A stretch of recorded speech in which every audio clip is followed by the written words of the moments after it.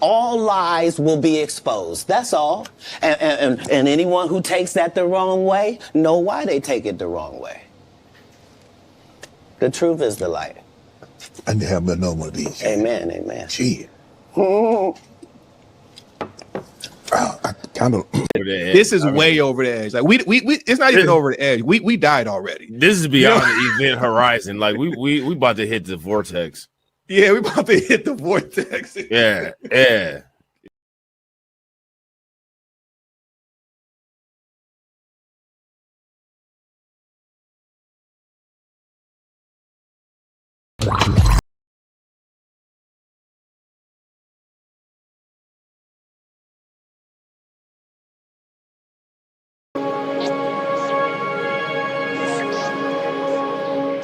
How you die does not redeem how you lived. You do not become a hero in your death when you are a weapon of the enemy in your life. Well, negotiations, right? Politics. And we're out of time. So you.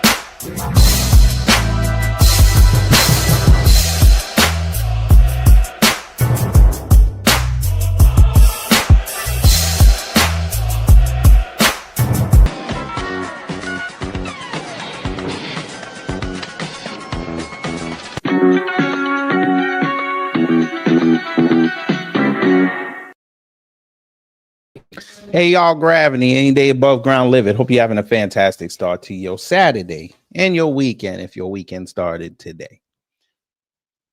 I guess the weekend is going to be hot because there's a lot going on the last 24 hours. Now, last night we iggy'd this.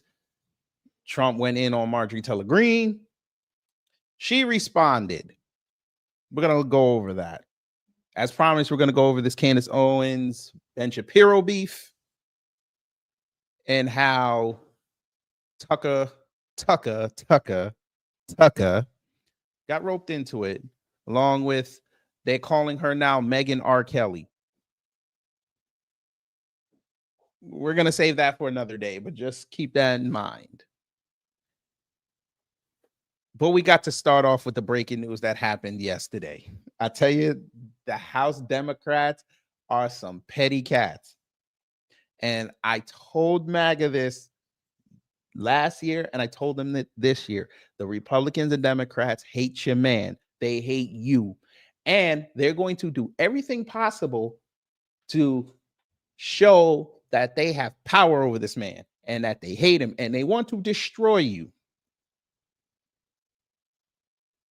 Because an email came out last night, allegedly, we're going to say allegedly, that Trump had done something that he shouldn't have done, allegedly. Allegedly. Since we have to say that for the slow folk. Allegedly. But we're going to look at it anyway. We're going to let y'all debate it in real time. But before we do all that, let's see who's in the building. Gamers Den, hello. Anthony Ruger Phillips, hello. CGI Kid Productions, hello. Cosmo Fury, hello. Don P, hello. Miss Nisi, hello. GDS, hello. Wallow J, hello. Sybil, hello. Torian Rain, hello. Brother Torian, hello. Reparations Nation, hello. Eddie Foster, hello. Rashima Rice, hello. Donald J. Plum, that's a wild name, but hello. You seem new, but welcome. Top of New York, hello. Well, your name is a little apropos today because they say Trump was topping off. Anyway, pause. Caldonia, hello. And for those who haven't said anything in the live chat or the comments, hello. But before we do, we have to start the customary.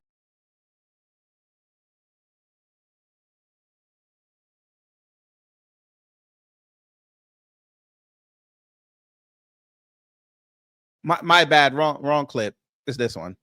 Under Section 107 of the Copyright Act 1976, allowance is made for fair use for purposes such as criticism, comment, news reporting, teaching, scholarship, and research. Fair use is use permitted by copyright statutes that might otherwise be infringing. Nonprofit, educational, or personal use tips the balance in favor of fair use. Now I'm going to start the teaching. You know, let me go here. There's a growing concern. So something, as I said, came out last night. Declassified emails with over 23,000 messages came out, but there was one in particular that they must showed. And I think the Democrats putting out what they put out the other day about Trump and Epstein and then deleting it and making MAGA, miss it because MAGA's so dumb. They don't understand that, yes, you have a right hand and a left hand, but both of them still work in tandem. So they were watching what the left hand was doing and yelled at the left hand while the right hand was taking money out of their pocket and giving it to everybody else. But also they were taking the realness and giving it to everybody else. So it says newly declassified Jeffrey Epstein emails totaling over 23,000 messages reveal extensive connections to powerful figures, including President Donald Trump. MAGA is going to tell you we already knew that, but he threw them out. Mentioned in more than half, and former President Bill Clinton. We already knew this. A 2018 exchange between Epstein and his brother Mark questions whether Vladimir Putin holds photos of Trump, aka doing things with Bubba, Clinton's nickname, prompted online speculation and memes on X. The emails also include Epstein's harsh description of Trump as the worst person he knew amid congressional discussions on further releases. Well, now again, this is all alleged. Is Greta still in jail? I hope so.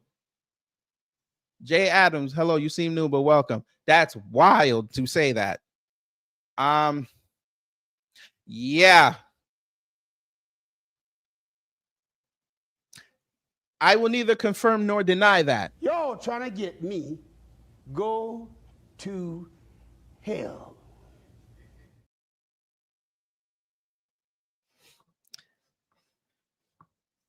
The Most High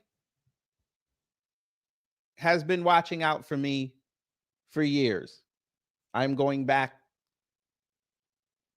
into, not so much an agnostic anymore, but he has caught me many a time about to say something really disrespectful to Charlie Kirk and said, no, don't do that. We need you.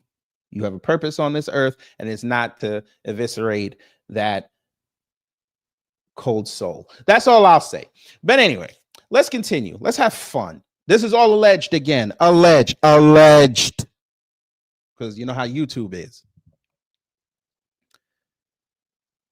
I don't think Donald Trump did stuff with Bill Clinton or on Bill Clinton, but I do think everyone should keep spreading the rumor until he gets embarrassed enough to make a public statement about it. Well, he already did, because, you know, Trump had to get in front of it. He said he's going to launch a DOJ investigation and implore them to find the connection between Bill Clinton and Jeffrey Epstein. Whoop-dee-dee. So here is the alleged email where everybody was circulating last night. So this is from Monday, March 19, 2018. So it says, all good, Bannon with me. So this is from Jeffrey Epstein, allegedly. And his brother, Mark, he wrote, how are you doing? First, we didn't reverse, so we got to reverse it. So it says, Mark said, how are you doing? A while back, you mentioned that you were pre-diabetic. Has anything changed with that? What is your boy Donald up to now? So Jeffrey wrote, all good, Bannon with me, referring to Steve Bannon. Okay. Then it says here,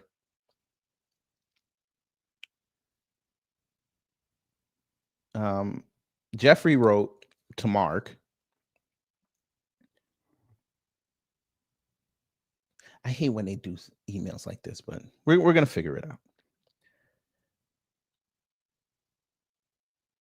So I'm guessing this next one is here. You and your boy Donnie can make a remake of the movie Get Hard, pause. Then wrote, and I thought I had Surus. Okay. I forgot this part. Ask him if Putin has the photos of Trump with Bubba. That's all we'll say, with Bubba. Then they wrote, I'd rather be in Donnie D's shoes. I forgot this too. You mean Donnie T. Now, I like how they wrote Donnie as a female's name. I know it's hard for y'all to see it, but there ain't much I could do about it. Yeah, this is all alleged again.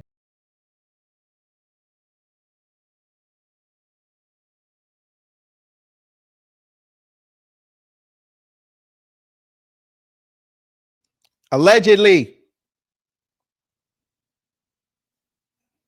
Now, I love to see MAGA spin control try to say that nothing happened. It's just the Dems trying to get it Trump. Okay. Now to remarks from President Trump.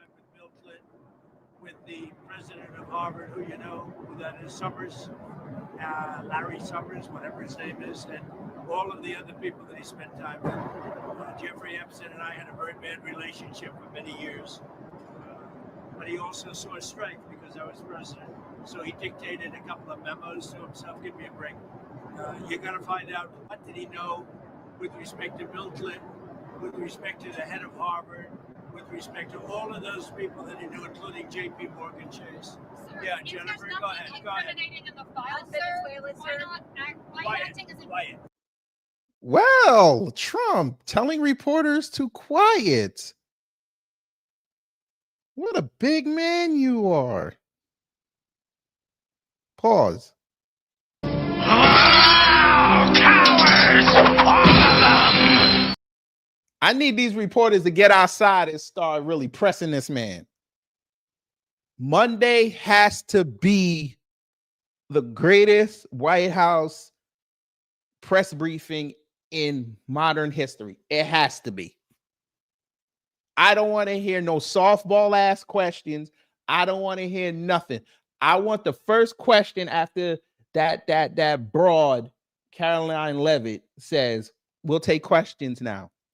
And it got to be Peter Doocy. I'll either take Peter Doocy or Caitlin Collins. I need one of them to be like, listen, the email dropped. Now, what was Trump with Clinton? This is what we need to know. And I want Hillary in the back in a black wig with sunglasses just watching. That's what I need. God bless Trump. Hey, I'm sure that's what Clinton said after he was done.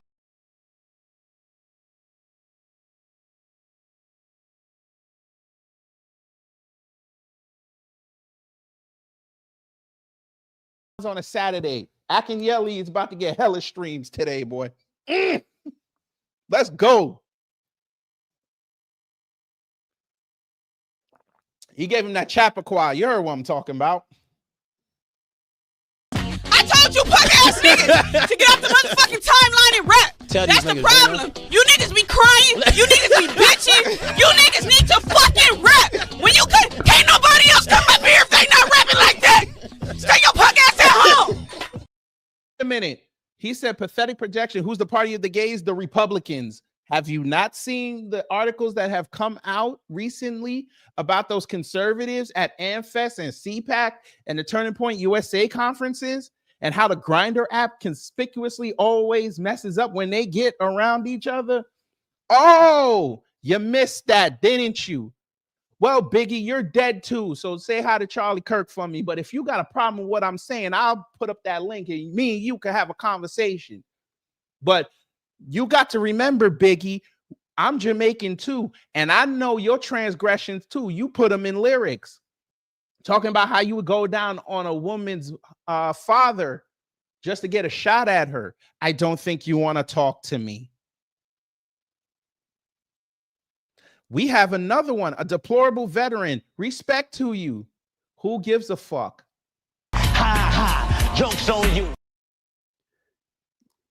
If you're upset that your man might have done something with Clinton, why don't you go ask him? You saw what he just did with that reporter. I'll play it again since you came late. With respect to all of those people that he knew, including JP Morgan Chase. Sir, yeah, Jennifer, go ahead. Go ahead. In the file, Venezuela, quiet. Oh, telling them to quiet. I thought this was supposed to be the most transparent administration since Biden. Are y'all mad? I'm sorry. I'm leading a nice, wholesome life. Unlike Trump, I've never gone down on a man. Pause. Allegedly. I don't open my mouth and try to tell people I'm going to do something knowing that I'm not going to do it just so I can curry favor. Sucks to be him, doesn't it? Maybe if he never said this last year during the election cycle, nobody would have remembered it. There wouldn't be a whole bunch of Republicans siding with the Democrats to go release the files. He wouldn't have stopped somebody from getting their job that was duly elected in Congress because they think that she's going to be the vote to let it go. Why is he attacking Rand Paul and Thomas Massey for saying just release the files? If you got nothing to hide, you shouldn't have anything to worry about. But you MAGA sycophants let to come in here and talk shit all day. Prove your man's not what he says he claims he's not. Sir, I'm not mad. I'm actually laughing. But again, you sound upset, Biggie. It's okay. Are you mad that Tupac cooked your ass in that video? That's okay.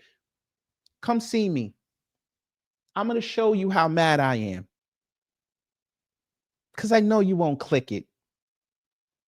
You're going to go back to Diddy's cell. We know this.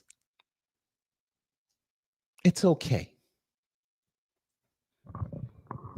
Marjorie Taylor Greene is trying to get Trump to wake up as the deep state got him hypnotized. Well, let's talk about that, shall we? Let's talk about that. I thought he was supposed to stop the deep state. You're saying that he's part of the deep state? He got folded in? Huh. Well. I guess this is the deep state. They wrote this, huh? I guess. Lightweight Congresswoman Marjorie Taylor Brown. Taylor Brown.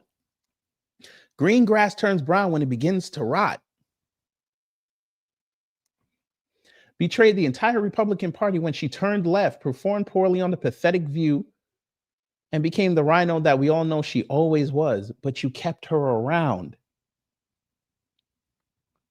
Just another fake politician, no different than Rand Paul Jr., Thomas Massey, who got caught being a full-fledged Republican in name only. Make America great again. Oh. Correct. They both do suck. Correct. Oh. And he just put this out. Oh. Look at cat shit. Marjorie Taylor Greene wants to be a star. Dumbasses, you already made her a star. Y'all were tweeting her all day until she asked about that AI. By the way, just for those who are on X and know about cat shit here, cat shit put out a tweet yesterday, and I've seen others like it, complaining that the algorithm's been throttling them and they've been shadow banned, even though their stuff still gets into six figures. They're claiming Elon hired a whole bunch of lefties, probably code for Indians, and they've been fucking with the algorithm. Well, you know what?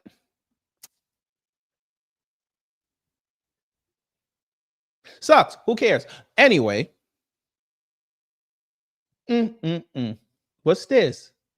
Business owner in the construction industry. And as a realist, I can say we have to do something about labor, and that needs to be a smarter plan than just rounding up every single person and deporting them just like that. Right. So, and I'm going to get pushback on that, but it's, I'm just living in reality from here on out. Yeah. And if anybody's mad at me for saying the truth, then I'm sorry. Marjorie Taylor Greene, ladies.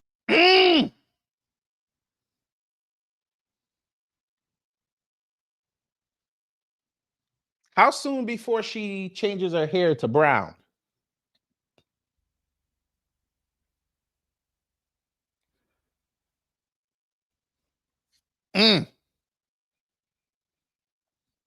Why did he explain the joke? Because Trump is not funny.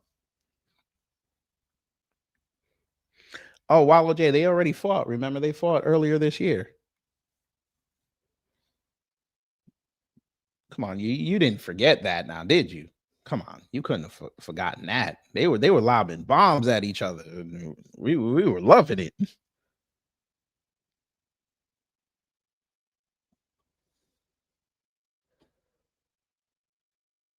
Let me see if I can find it.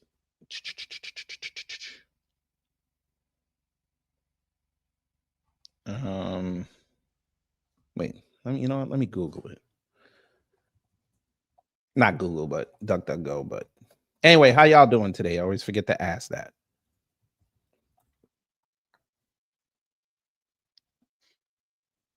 Yeah, you remember this. Marjorie Taylor Greene says she ain't shit. Laura Loomis says she's a low-life degenerate. Says the woman who can't have guns and lives in Florida. Okay. The chick who got committed to an insane asylum because people were saying that she was going to harm herself. Yeah. Yeah, this chick. Yeah. Yeah. All right. But again, y'all's Marjorie Taylor Greene is introducing a bill to release people from this H-1B and to completely end the program, and then Trump went nuclear on her. They say that Marjorie Taylor Greene dropped some text messages between her and Trump. And then we're going to move on. So this is what she wrote last night. President Trump just attacked me and lied about me. I haven't called him at all, but I did send these text messages today. Apparently, this is what sent him over the edge, the Epstein files. And of course, he's coming after me, hard pause. To make an example, to scare all the other Republicans before next week's vote to release the Epstein files. It's astonishing, really, how hard he's trying to stop the Epstein files from coming out that he actually goes to this level. But really, most Americans wish he would fight this hard to help the forgotten men and women of America who are fed up with foreign wars and foreign causes, are going broke, trying to feed their families, and are losing hope of ever achieving the American dream. That's what I voted for. I have supported President Trump with too much of my precious time, too much of my own money, and fought harder for him, even when almost all other Republicans turned their back and denounced him. Well, joke's on you. That's what happens when you follow a sycophant. I don't know, you reap what you sow. Y'all's good book that y'all claim y'all follow says, thou shalt not worship false idols. But I don't worship or serve Donald Trump. You're a damn lie. Because we all saw the videos, man, when he was ever around. You were right next to him, whether it was DC or Georgia. You were right next to him. You were all in the video. We're going to call you Marjorie Taylor Diddy, MTD.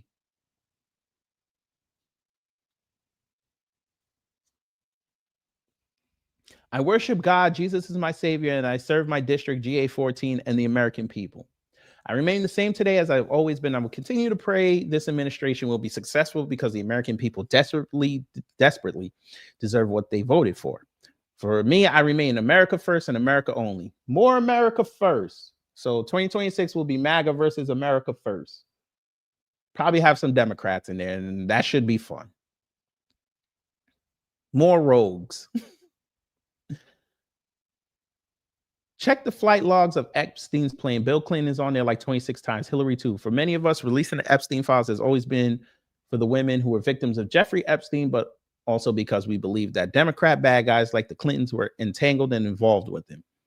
Epstein was the spider that wove the web of the deep state. Lean into it. I don't know who this Natalie person is, but okay. The Jeffrey Epstein hoax. In every single interview I've done, I've defended President Trump. I've said over and over, the women say he did nothing wrong, and their attorney says he's the only one who helped. And the Democrats had 4 years to release the files, but did nothing. That wasn't their concern. Stop ignoring the women. Many of them literally voted for President Trump and say so publicly. Them being essayed as teenagers is not a hoax.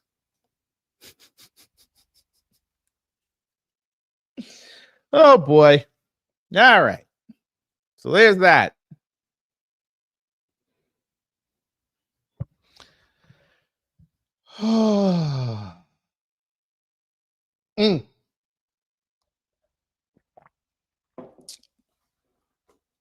Well, that's white on white crime. Let's continue. Enough with this white on white crime. Let's get to the show. This is what y'all really came here for. Y'all came here because it finally happened. Candace Owens and Ben Shapiro are lobbing bombs at each other.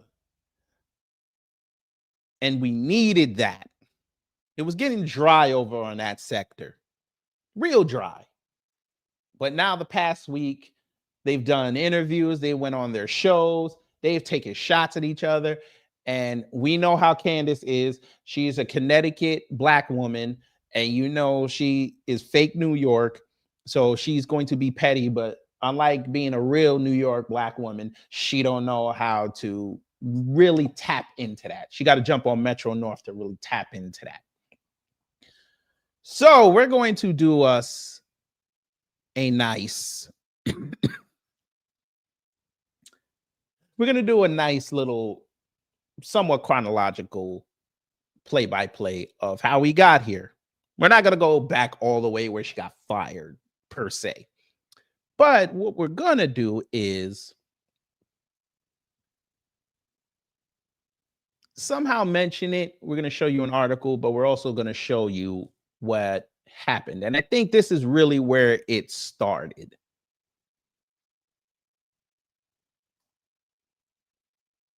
You know, let me go here. There's a growing concern. All right. So for those who don't know, Candace was bragging last week about how her podcast is #1 in the world. Okay, great. Sure. Fine.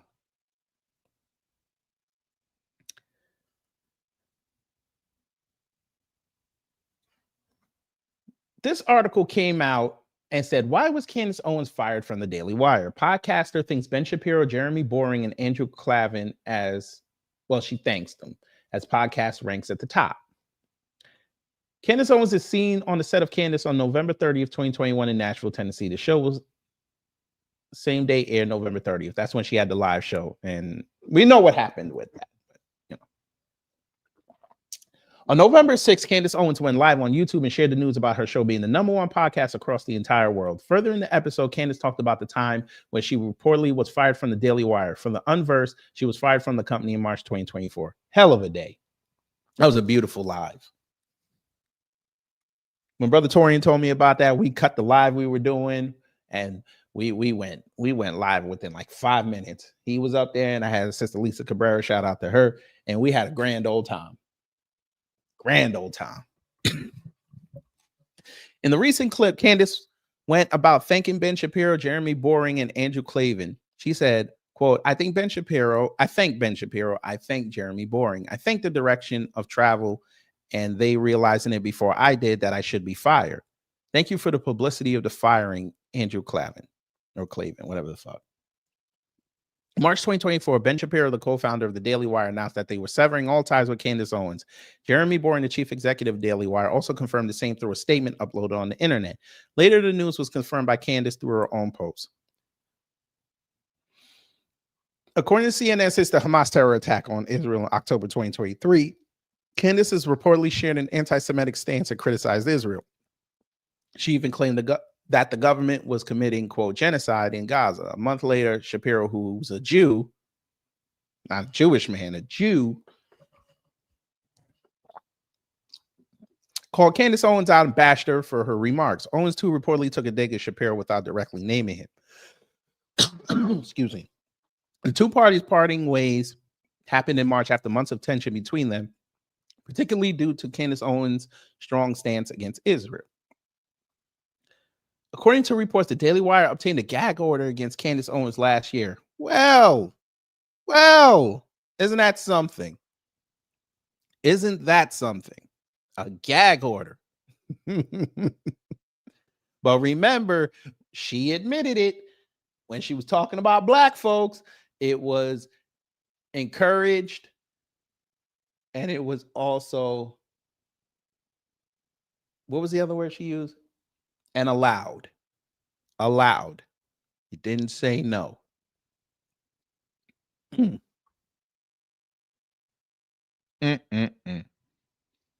About 2 months after the Daily Wire severed ties with Candace Owens, they ended up obtaining a gag order against her, according to reports. This reportedly happened around the same time as Ben Shapiro and Jeremy Boring got involved in a public negotiation with Owens to decide a venue, date, and time for a debate. We remember that, and it didn't happen. And it's hilarious. But we're pissed because we got robbed of platinum content. The news about the gag order was first mentioned in the Locals newsletter by Pulitzer Prize-winning journalist Glenn Greenwald. Sure.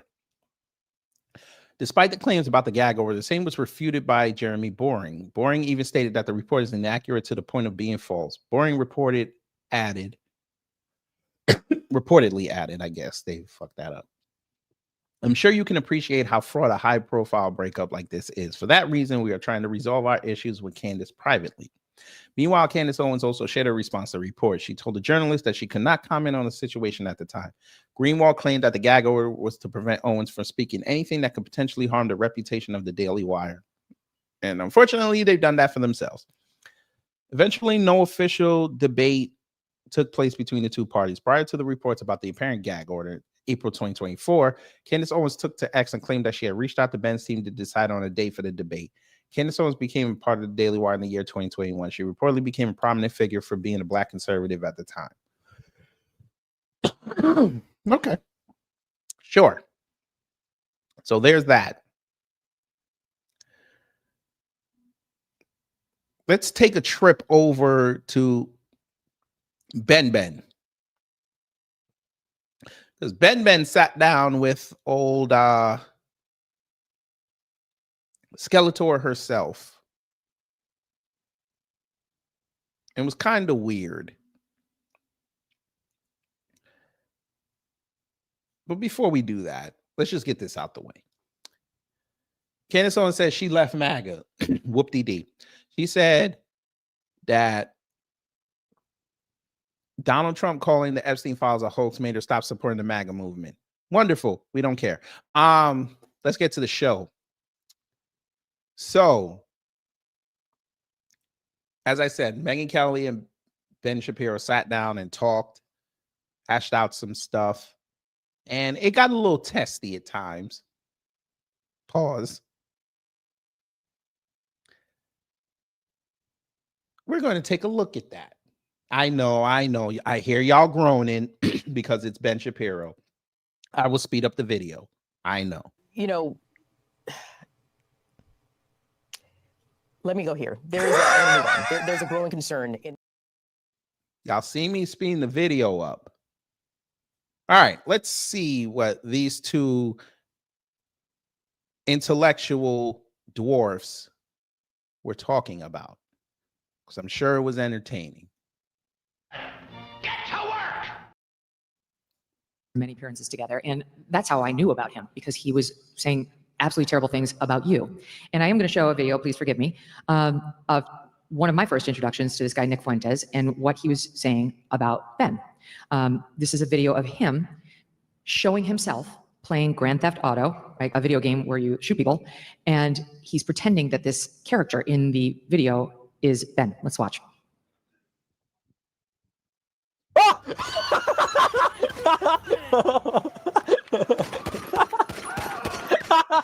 I'm going to get in trouble for playing that because it's guns. So we're going to move on. Are about me, because they really are not. They are about the fact that Nick Fuentes is a truly horrifying person who believes truly horrifying things. And again, there's a reason why Charlie Kirk despised him. There's a reason why every mainstream political commentator has been highly critical of him. It's the reason why these are not arguments. He's not a person who's making arguments. He's a Hitler-loving troll, and I say that advisedly. He literally says on his show that he loves Adolf Hitler. Okay, so the reason this has come up in recent weeks is because Tucker, your guest last night, decided to have him on last week and to completely gloss him, in my opinion. And you can make up your own opinion as to what you think Tucker was doing during that interview, but I know what it looks like when Tucker Carlson decides to be an aggressor. Wrong. If you hate the president, that makes you an American. Fuck is you talking about? I thought in the Constitution I'm allowed to express myself freely as long as I do not precipitate violence. Y'all motherfuckers come in here, love trying to tell us how much you don't know about the Constitution or the Bill of Rights. Shut up. Interviewer, when he decides to ask difficult questions of people, Tucker is eminently capable of doing that. He did it to Ted Cruz quite thoroughly. But he decided for any number of reasons, and I try not to attribute motivations to people, that he was going to treat Fuentes with kid gloves, that he was going to not ask him about any of the things that I just mentioned, literally any of them, and to essentially... Fam, it's not me, right? Do I have to say it? Number one, whoever the camera person was, you ain't shit. Number two, Ben Shapiro, you got all that money. What is up with your shoes, sir? What is this? This motherfucker got so much wear it looked like the country of I don't know what the fuck. Sir.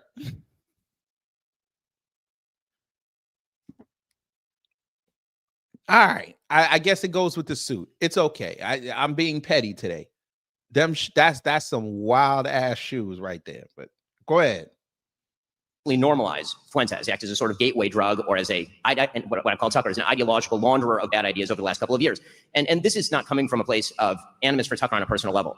I've known Tucker for a very long time. Tucker whenever we're in personal situations, we get along great. I think I saw that Tucker talked about how we were at Charlie's memorial in the vice president's box together, and he's correct. I mean, we saw each other, we said hello, we talked. It was very... Sir, we already know that MAGA don't like each other, but for purposes so your base could keep giving y'all money, y'all gonna be around each other, y'all gonna fake smile. We've already seen this. Y'all claim y'all MAGA, but then one little thing and then y'all start lobbing bombs at each other.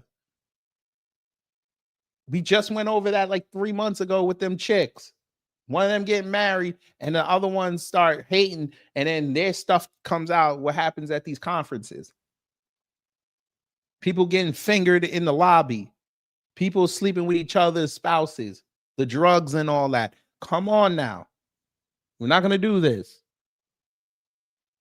Very friendly and all of that. And it's also true that a couple of days after Charlie's murder, he reached out and he called me and he said, listen, I know that we're at odds and we've been at odds for a number of reasons, mainly political. I mean, again, on a personal level, I go fishing with Tucker anytime. The real question is, for me, I got into this business because I care about the ideas and I care about the ideals. And so when you're determining what is conservatism, what should the future of America look like, and where do you draw the lines, those are the questions that I need to answer in my job. For me, my business is really not about friendship. I have lots of friends, people who I love, with whom I disagree on politics and don't believe they should be leaders in the conservative movement, for example. And that to me is the real question. In any case, Tucker reached out. Name names. Name names. When it comes to Candace, oh, you love dropping lyrics on her. Name names. Why do you feel a necessity to insult people? Again. Is that where's the script? Where's the script? Read the script. Is this a big defensive thing that you've got? Read the script. Why don't you read your own script? He said, we've had a bunch of disagreements, and what if we could put those aside and align toward the DSA in particular, is what he mentioned. And I said, Tucker, you're totally right. Let's do that. That would be great. In fact, the TSA? The DSA. Oh, the Democratic Why the TSA? How did that bring you together? The Democratic Socialists of America. And the reason I know. And yes, and the reason God, she's so dry, bro. I heard when she put on lotion, the shit turned into water and oil. That's crazy. And why is she leaning forward? What are we doing? GDS was right. He got never mind.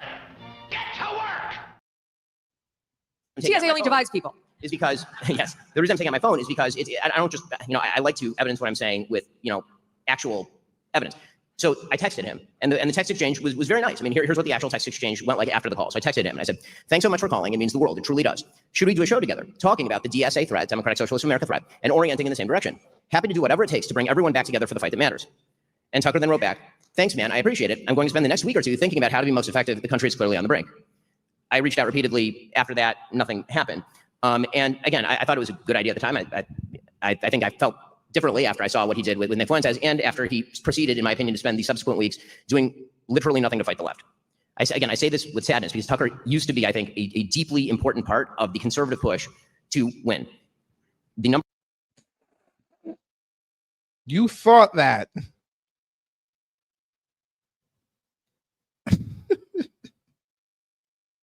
Yo, fuck nuts.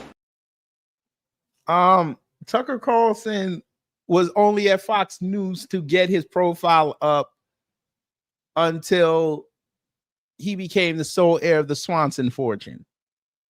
He doesn't care. Didn't y'all expose him a couple months ago? Say how much of he was on the left when he was younger? Didn't Tucker come from the left? This is what I mean when I say MAGA and the right they don't vet people. They let anybody come in over their paws because it was Trump. If you were a lefty and said you love Trump, they embraced you. They gave you money. They gave you prestige. They gave you visibility. Now you have to reckon with a whole bunch of lefties in your movement.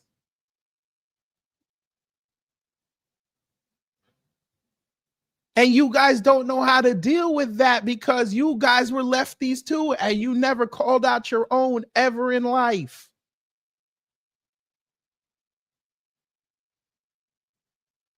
Look at the way he's looking. He's thinking of the bullshit.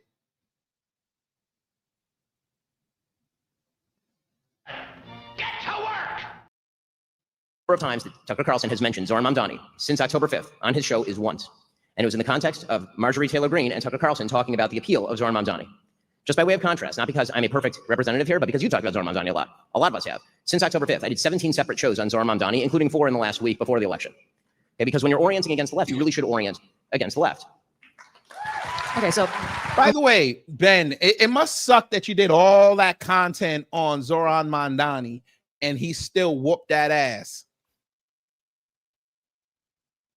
He went into that election, the heavy favorite, and y'all in between doing all that content, we're sitting there trying to prop up Cuomo, and Cuomo got his ass kicked.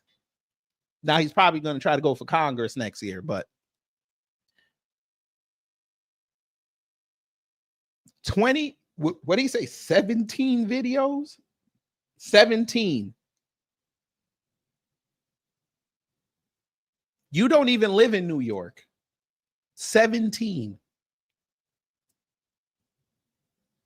And it didn't make a bit of difference. But he still won't reckon that his power is non-existent. I know why he did that, though, because he got on the Breakfast Club. And it didn't matter. Nobody's going back to cite what Ben Shapiro said in front of Charlemagne, that fraud. And yeah, I said it.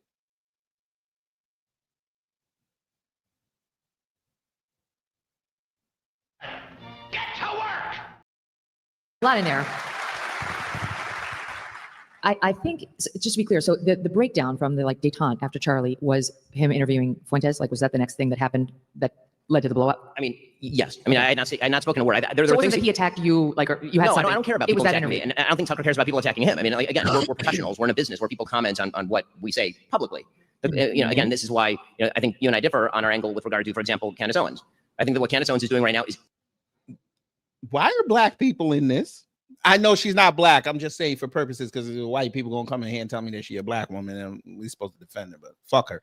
But there was no reason for you to bring up Candace Owens, but you're going to see in a little while why he did what he did. Because secretly, Ben Shapiro hates Megyn Kelly. Just wait. Evil. It is evil what she is doing right now. Okay, and I say that again. But what?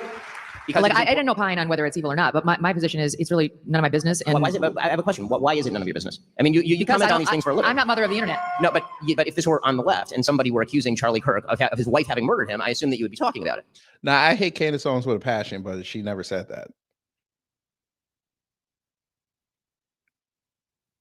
I hate her, but I'm not going to lie on her. She never said that. Ben, I understand you don't consume her content. I get that. But if you're going to put a statement out there on her, I think you want to make sure that you get the full statement before you say, because you don't like it when people take you out of context. Because they did that, I think, last week. They took you out of context and you had to be forced to go show the full context of what you said. Anyway, keep going. Is that what Candace is accusing Erica of? Yes. Of murdering her own husband? She's accusing TPUSA insiders and other members of the right wing, including Seth Dillon, of being involved in the murder of Charlie Kirk. Yes. Doesn't sound like she said her name explicitly, sir. Remember, Erica was not part of Turning Point USA until he, then she got thrust in as CEO. So unless you can provide proof that she was working behind the scenes, that's a very dangerous statement to make. Okay. Like I said, I don't take in that content, which is an honest statement. I don't have time to watch No, Candace I believe you. I believe you. But the point that I'm making is that when friendship should not, in our business, I think it's important. Listen, friendship should not trump. We don't even know each other. I understand, but even with Tucker, friendship should not trump our manifest requirement to speak out when people do and say things that are both detrimental to conservatism and morally wrong. Okay, so I don't totally disagree, but I think the way of handling that, at least for me, is much different. So I saw things go south between you and Tucker, at least from my vantage point, when you disagreed on Israel. That was obvious. And he was, well, let me just make my point. Sure. So he was saying things that were critical of Israel and our policy towards Israel. And then you did one show where you did what I thought you should have done if you disagreed with him, which clearly you did, which is say what you believe and what you think is factual and educate your audience on what you think are the real facts and give them the evidence for it. But you named him and it felt like an attack. And that to me was the beginning of the end, where he was like, now it's on, because he felt personally attacked by you as opposed to just challenging his idea. I think you named him and you kind of diminished him. And he's an 800-pound gorilla. And if you mess with a gorilla, he's going to fight. And we have never thought of Tucker Carlson as nothing like an 800-pound gorilla. He is an 800-pound teddy bear. And all you got, never mind.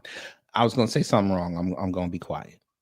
To me, that's where it started to go south. And because I remember that day being like, oh shit, I don't want to see this. But here's the thing. I would urge everybody to go back and listen to the show that you're referring to, where I criticized Tucker's ideas, not Tucker as a person. Tucker then responded by claiming that I do not love America. That is a direct quote. That I do not love America because I was spending too much time covering the October 7th attacks, and then proceeded in January to then say that I wanted his children to die in a foreign war.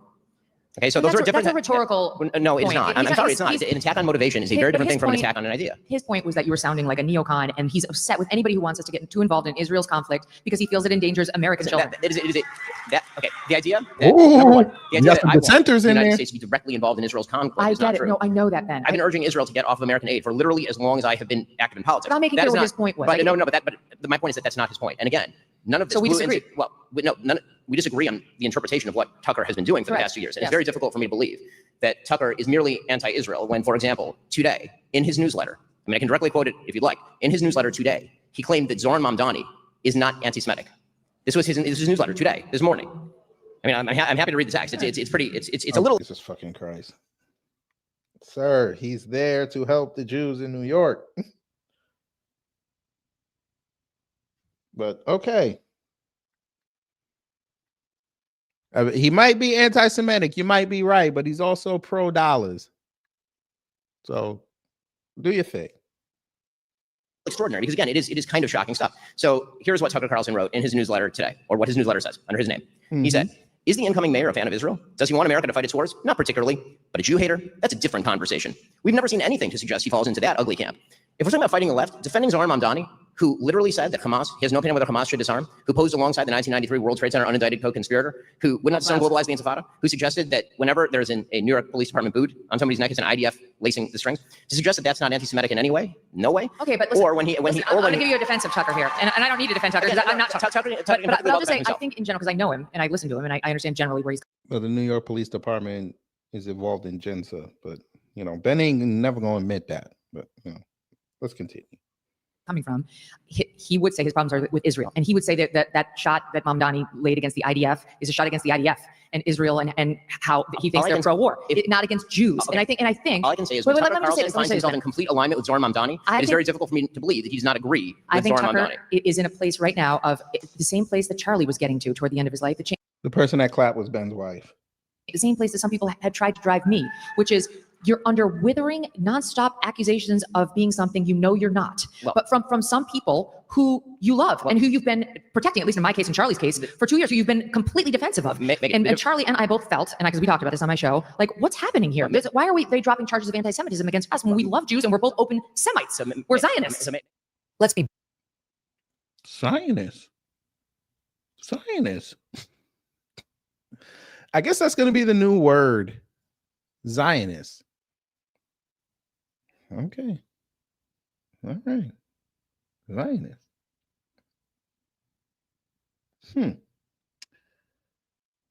So, as I said, here's the shot.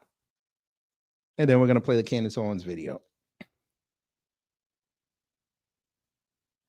The pair was discussing Shapiro's feud with Tucker Carlson. During another tense moment, Shapiro asked her who gives a shit after Kelly repeated Carlson's defense of Venezuelan dictator Nicolas Maduro when Kelly was asked about the latest outbreak of hostilities between Shapiro and Carlson. Just to be clear, so the breakdown from the détente after Charlie's death was him interviewing Nick Fuentes. Like, was that the next thing that happened that led to the blow up? Inquired Kelly. I mean, yes. I mean, I had not spoken a word. There are things, replied Shapiro before Kelly interrupted. So it wasn't that he attacked you or you had something, she asked. No, I don't care.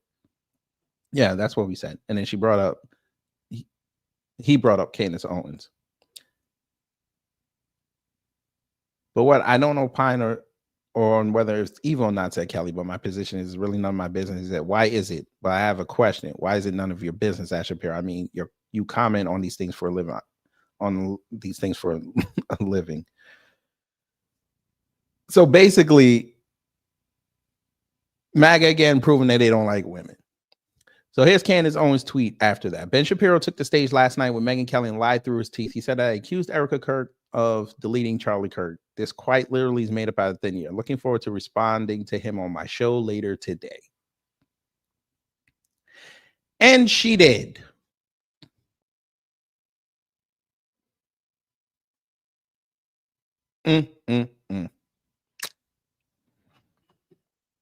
This should be fun. Let's see what Candy said. I don't know what to say other than it was the purest form of anti-Blackism that I've ever experienced. I mean, it's obvious. Say that again.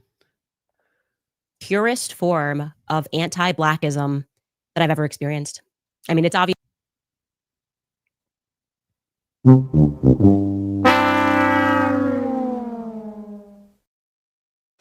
the hell?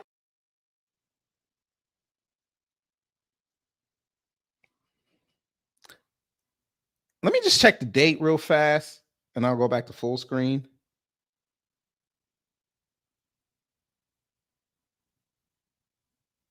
November 7th.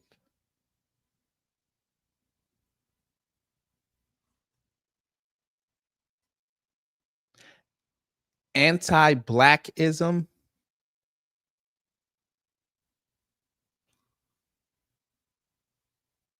Jesus Christ. Is this a joke? Huh? Are you joking right now?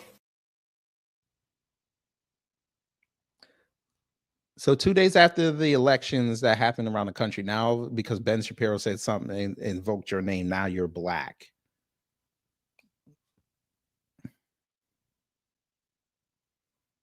You want to be with the Negroes? Remember, you said black people were the most dangerous people. Well, you said black men, but still come from a black woman and another black man. But you said that we were the most dangerous people on the planet. Now you want to be dangerous? By the way, you know what I'm about to say. Screenshot. Ma'am.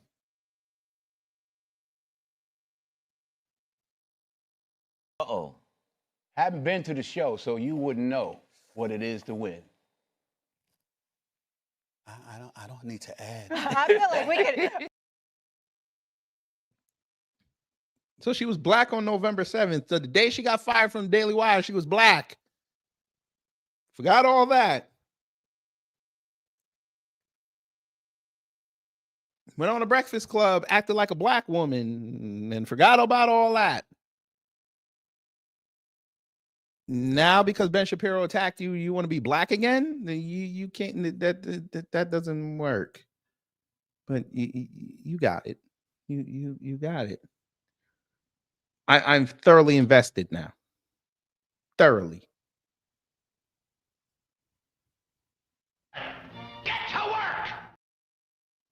Purest form of anti-Blackism that I've ever experienced. I mean, it's obvious to me that Ben Shapiro is manifestly insane. Last night, he was gripping the microphone as he would the neck of a black woman.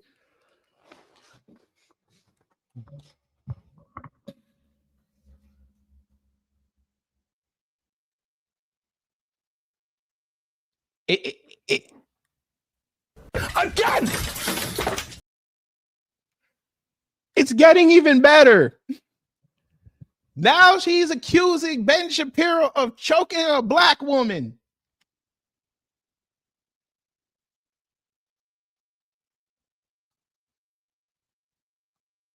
Robert, stop it. Y'all quit playing. Quit playing. Are you it? Bruh.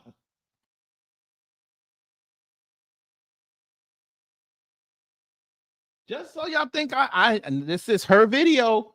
This is her live stream. This ain't AI. This is not Sora. She said it. That I've ever experienced. I mean, it's obvious to me that Ben Shapiro is manifestly insane. Last night, he was gripping the microphone as he would the neck of a black woman. By the way, before she started this live stream, she was yelling out blood libel.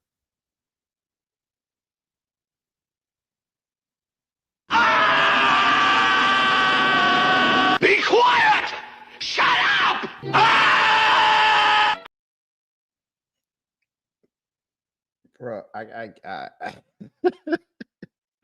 we're not even 17 seconds into this, 20 seconds into this. And she's already put violence on a Jewish man against black people, and she claims she's black. Oh, this is gonna be so much fun. Get to work! I'm kidding. Obviously, those are not my quotes. Those are actually direct quotations from Ben Shapiro himself when he accuses others of anti-Semitism. Whenever he hears anything that he doesn't like about Israel, those are actually his words. This is a real live tweet from Ben Shapiro accusing any American Jew who's pro-Israel of being Israel first is a pure form of anti-Semitism. That was directed at Nick Fuentes, which we'll circle back to. Also, this was a real tweet directed at Ron Paul. Ron Paul is manifestly insane. As in previous debates, he is now gripping the pen as he would the neck of a Jew. Ron Paul, really? And this is another tweet. Perry had the memorable moments of the evening, had the memorable moments of the evening other than Ron Paul's corpse leaning forward from the grave and strangling the Jews. I don't know what's going on, man.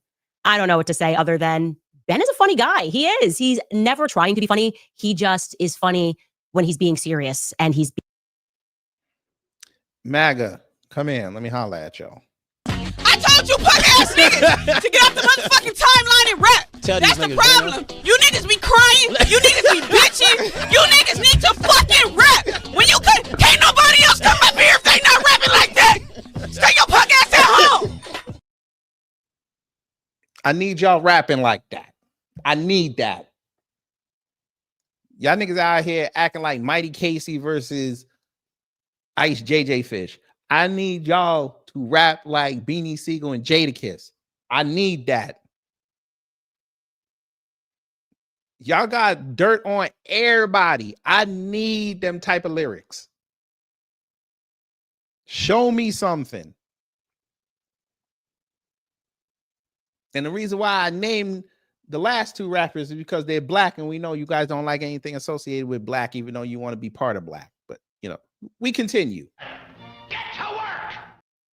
being seriously angry about a topic. It's just something that I enjoy to watch. And last night, he got on stage with Megyn Kelly. She had a tour stop in Florida. And I want to say, I was kind of impressed with Ben because instead of doing his usual thing where he sends others to do his dirty work so he can keep his hands clean, he was like, I'm going to peer pressure Megyn Kelly myself. I'm going to make her disavow me, make her disavow Candace Owens. I'm going to make her disavow Tucker Carlson by putting her on the spot and asking her to respond to things that Tucker Carlson never did and Candace Owens never did or said. And you really get to see it masked down because you saw this narrative circulating amongst people who were just absurdly making claims that I attacked Erica. And I know what these organic movements look like. I know how they operate behind the scenes. And I know Ben plays a part in this. And so it was actually quite refreshing for me to be like, now everyone gets to see what you are because you're saying stuff that never happened. So we'll start with what he said about Tucker Carlson. You should know Ben has a real thing for Tucker Carlson. I don't understand it. It is just, I don't know. It's been going on for a long time. There's something about Tucker Carlson that gets under his skin. I'm not clear on it. I would actually love to hear Ben speak about that. I mean, people at the Daily Wire, when they're leaving the Daily Wire, have to sign agreements that they're not going to go work for Tucker Carlson for 6 months. It's strange. Anyways, he jumped. This is really a diss record.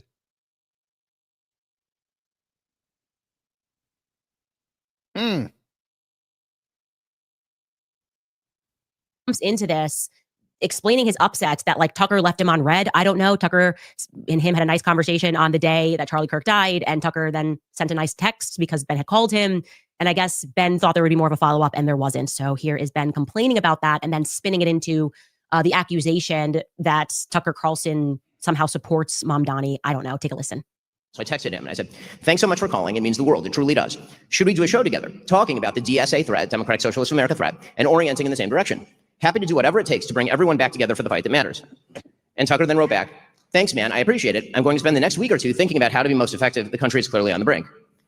I reached out repeatedly. After that, nothing happened. And again, I thought it was a good idea at the time. I think I felt differently after I saw what he did with Nick Fuentes and after he proceeded, in my opinion, to spend the subsequent weeks doing literally nothing to fight the left. I say this with sadness because Tucker used to be, I think, a deeply important part of the conservative push to win. The number of times that Tucker Carlson has mentioned Zoran Mamdani since October 5th on his show is once. And it was in the context of Marjorie Taylor Greene and Tucker Carlson talking about the appeal of Zoran Mamdani. Just by way of contrast, not because I'm a perfect representative here, but because you talked about Zoran Mamdani a lot. A lot of us have. Since October 5th, I did 17 separate shows on Zoran Mamdani, including 4 in the last week before the election. Okay, because when you're orienting against the left, you really should orient against the left. So this just makes no sense. It makes entirely no sense. He's upset because I guess Tucker doesn't want to do a show with him in the future.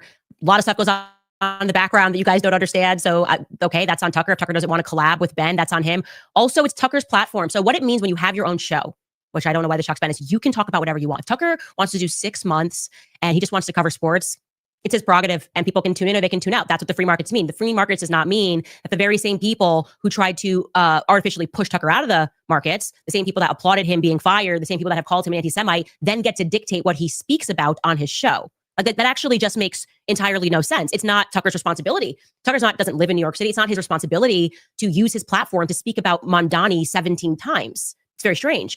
But to the insinuation that Tucker somehow supported Mamdani and said like nice things about him when he sat down with Marjorie Taylor Greene, here's actually what Tucker said with Marjorie Taylor Greene. And you be the judge of whether you think Ben is being an honest person when he describes it in the manner that he just did. Take a listen to Tucker. It's interesting. You said a second ago that when people are really frustrated, when the system they live under fails them, they listen to voices that they shouldn't listen to or wouldn't listen to under any other circumstance. Like, how did Al Sharpton get to be the leader of Black America or whatever? I mean, it's like it's a thing. Desperate people tend to go to crappy leaders, I think. And I just can't get over what happened in our biggest city this week, the very same week that everybody in DC is focused thousands of miles away on the greatest threat we face, Iran's nuclear program. I don't want Iran to have the bomb. I'm not pro-Iran, No, obviously. we're not pro-Iran. Yeah. Like, why do we have to say it? No, But right. we do. It's Yeah, dumb. there's the But at disclaimer. the same time that everybody was looking to Iran, our largest city had a Democratic primary, effectively the mayor's race, and like 32-year-old socialist who wants government-run grocery stores gets elected. He's going to likely run our biggest city. Yeah. In the country. New York. And it's like, why did that happen? Is it because people are so like desperate for government-run grocery stores or love socialism or love like foreign-born midwits running their cities? Foreign-born nitwits.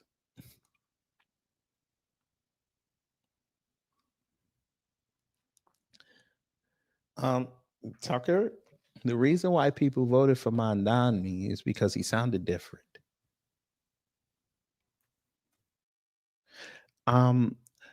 Dare I say that it was actually Trump who got Mamdani elected? Oh, I don't like saying that. I don't like saying that. Oof. Bullshit. Bullshit. No, we gonna tell you what it is. 11 people just left because I said that. Anyway, yeah. Trump's the reason why Mamdani is going into office in January. You want some more? Yeah, we might have more. You remember y'all were running around saying Trump sounds different. He doesn't sound like the normal politician.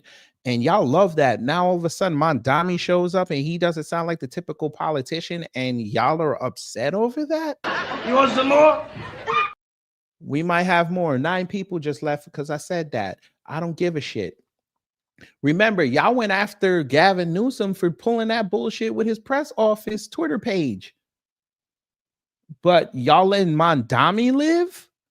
I think you secretly like him. You want some more? We might have more. 5 people came back. Hey, check this out. Mamdani pushing socialism, right? Why did Trump push socialism this week? You want some more? We might have more. Zoran Mamdani, technically he ain't from New York, but we're going to let him live. And Trump's from New York. I'm from New York. I know how New Yorkers think. Their policies only serve to help New York. In a way. You want some more? We might have more. 3 people left because I said that, but I don't give a shit. Marjorie Taylor Greene, you try to hype up a dumbass from up top. Being a Southern woman, your quote unquote morals don't align with each other, but you want to sit here and knock Mamdani because you really want to knock Trump, but you can't do it because you don't have the nuts. And I'm saying that being retroactive because this was before Trump went in on her. You want some more? We might have more. 8 people came in, 2 left, but I don't give a shit. Trump probably sent Mamdani a message through the mayor's office because he still has contacts there to congratulate Mamdani on winning and probably setting up the script so they could go at each other. You want some more? We might have more. 1 person left, but I don't give a shit. I understand, MAGA. Zoran Mondami will be your favorite within 8 months. You want some more? We might have more. Again, remember, Trump said one person came in, so shout out to you. Remember, Trump said he's all for Israel. He's all for the Jewish population. Y'all tried to claim that Zoran don't like Jews. You heard Ben Shapiro say it. But funny thing, Zoran was seen palling around with them Jews up there in the Bronx, there in Brooklyn. The Jews came outside for him in New York and voted him in because they want those fat city contracts. Sounds like him and Trump have something in common. You want some more? Do you? All right, bim, bam, boom. Somebody get this nigga out of my way. Let's continue. Really not. That guy was the only person in the New York City mayor's debate to say he wanted to focus on New York City. All the candidates were asked, if you could visit a foreign country, what would it be? And they, of course, all had an answer. I think most said Israel. Great. And he said, I wouldn't go anywhere. I'd stay in New York. And like, if I want to meet Jewish constituents, I go to their synagogues, their homes or whatever, but I'd be here in New York because that's what I'm doing. I'm running New York. That's my job. Well, he gave the right answer. He gave the right answer. Yeah. He gave the right answer, at least. And he's talking, I totally oppose his program. Absolutely. I don't think it works, but he's talking about economics. Yep. And everyone else is talking about foreign policy. So he said what I said. I'm describing to you why Mamdani won, and you're angry that people are assessing why that happened. It doesn't matter how many times you call somebody an anti-Semite. People appreciated, it's very obvious, the fact that he was not focused on foreign policy issues when there's so many domestic ones to prove from. You got to learn why you lose elections, and it's not Tucker's job to get people elected, least of all in cities that he doesn't live in. Now, I want to also show you what Ben said about me because it's so outrageous and it's so dishonest.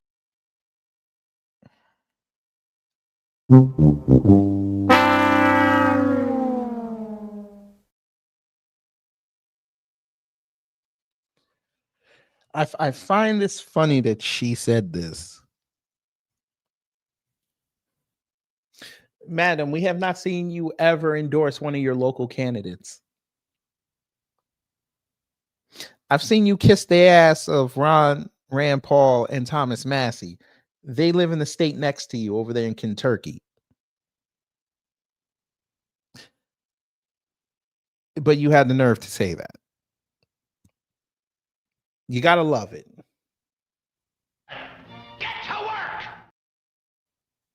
That we actually should process what is happening here. Okay. This is a watershed moment.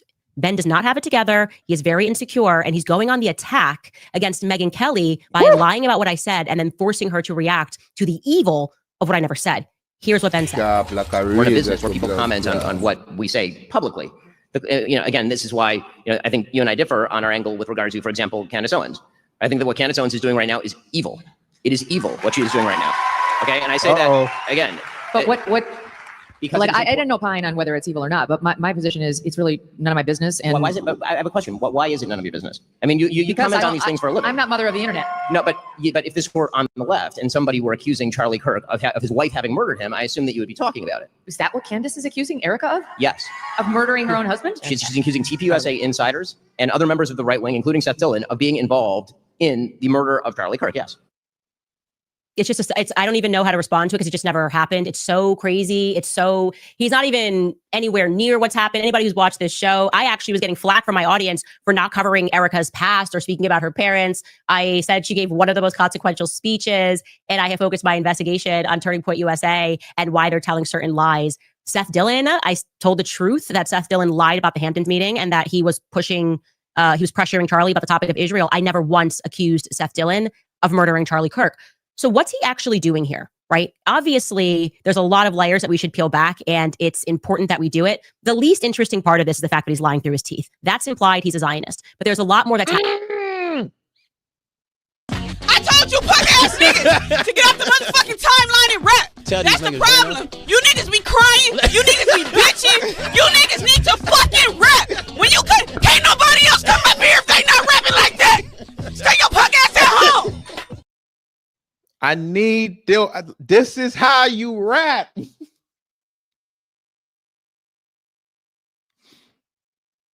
Oh, we're going to have fun with this one. Oh, yes, we are, family.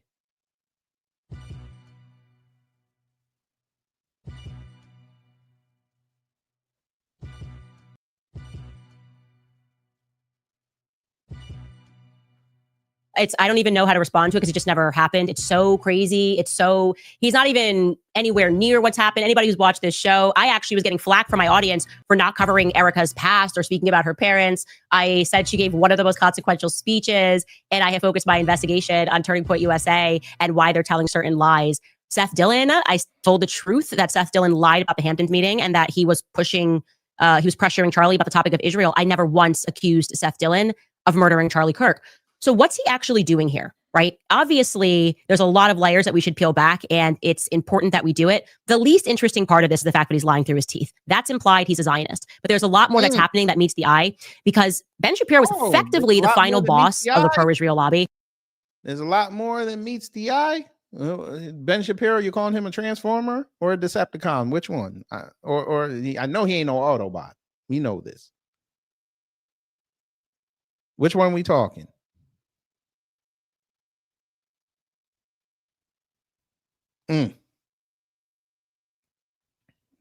This is crazy. She is dropping lyrics. We needed this last year, though, madam. We needed this last year. You were sitting there being all conciliatory. Let me just how they call it, just trying to make sure you can get your money. You don't want to piss none of them off because you wanted them to come over to your channel. Nah, if you're gonna rap some lyrics, I need lyrics. Don't y'all need lyrics, family?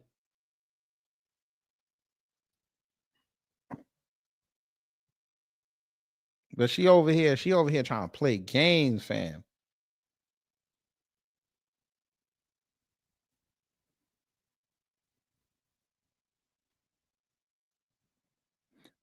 Watch this motherfucker not work.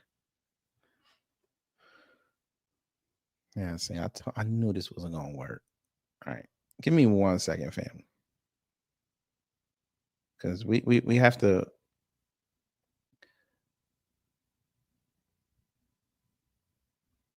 You know, she says she black, so we don't understand it, but we kind of understand it, but we really don't. I don't know how she's black now, and she's trying to rap like this, but you know, bless her little coon heart. Where is it? So I'm on this.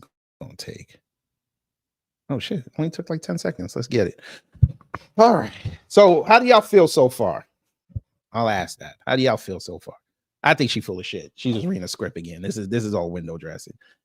Listen, if you this should have sparked you to come outside and say, listen, Ben, you talking all this shit, sir. Just come see me. You in Florida, I'm in Tennessee. Hell, we'll meet up in Atlanta. It's halfway. Stop talking shit. Let's just get in the booth in front of folk and let's end this. You bring your docs, I'll bring my docs, and we'll let the audience believe it. But we know Ben Shapiro, he gets torched in debates badly. But, you know.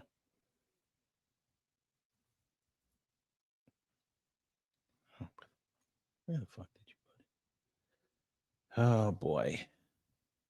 I'm gonna let this play.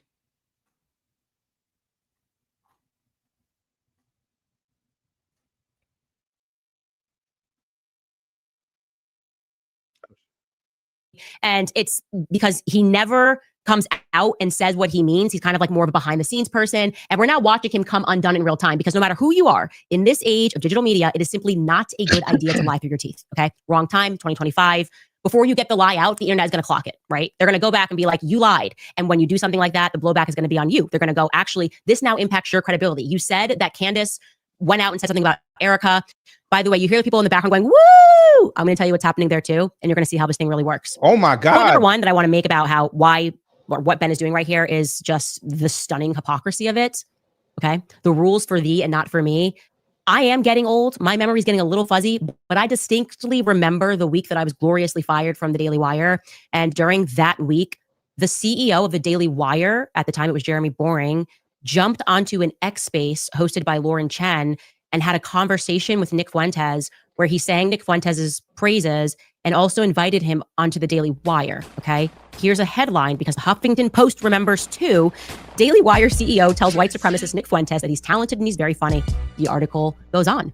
During a live streamed conversation with white supremacist Nick Fuentes last week, the CEO of the Daily Wire, a major right-wing media outlet, praised the prominent fascist influencer and offered only mild criticism about some of his political views, a stark difference from how he has spoken about Fuentes in the past. On March 25th, the Daily Wire CEO Jeremy Boring joined Fuentes on X for a live audio chat room. Boring told Fuentes that he listens to Fuentes' show quite often and that he thinks Fuentes is, quote unquote, very funny and one of the most talented political influencers, even if he is very concerned about some of what Fuentes says. Later in the discussion, Boring said that he'd be thrilled to have Fuentes on one of the Daily Wire's shows to debate the media company's popular pundits, some of whom have millions of viewers. This happened. So I want you just to remember this because I feel like people are not appreciating how hypocritical it is that he's now trying to struggle session Megyn Kelly because, he had Fuentes on the show when the Daily Wire position in 2024 was that their CEO could talk to Nick Fuentes publicly, praise Nick Fuentes publicly, and also invite Nick Fuentes onto the Daily Wire platform. We should actually take a listen to a little bit of that conversation between Jeremy Boring, then CEO of Daily Wire. God. I told you punk ass niggas to get off the motherfucking timeline and rap. That's the problem. You niggas be crying. You niggas be bitching. You niggas need to fucking rap. When you can't nobody else come up here if they not rapping like that. Stay your punk ass at home. She is rapping on this man. She is dropping lyrics on this man. Ben Shapiro, you got till Monday to respond, my G. I know this was last week. We're going to give you till Monday. That'll make it 10 days. If you don't have nothing in the booth ready for her on Monday, you lost. You're lost.